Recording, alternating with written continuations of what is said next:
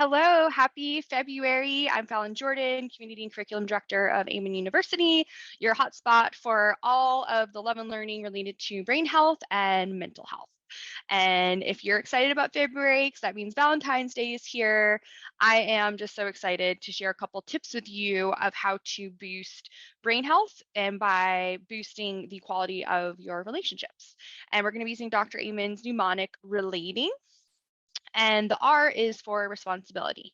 So you taking responsibility in your relationships for your thoughts, behaviors, and really just asking yourself a simple question before you're about to approach somebody. And again, this can apply to yourself too.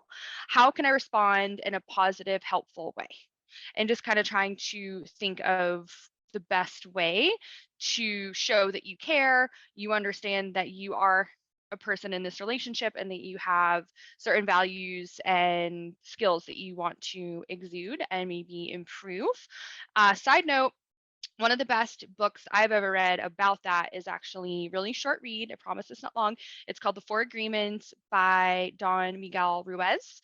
And he discusses being impeccable with your word, taking responsibility.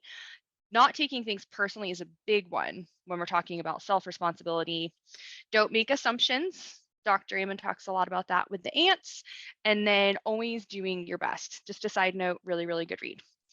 Back to relating and improving your relationships and your brain health, we are going to talk about empathy. So, practicing empathy, treating others the way that you want to be treated. So, any situation going in, how would I like this person to approach me, whether it's the body language, where you're actually at in the house, like is it better if you sit down, is it better if you go for a walk, and then of course the words that you're choosing to use.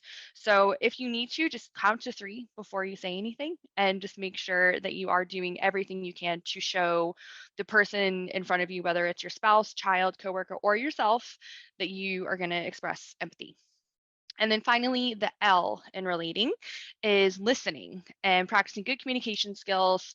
Best thing you can do in a conversation is just nod, maybe even say so that person understands that you are listening, especially if they're expecting a response from you, or B, if they're just kind of venting and just like, hey, honey, can I just tell you about my day? Like, I had all this stuff going on. Just showing that you're listening and being present with them is very helpful.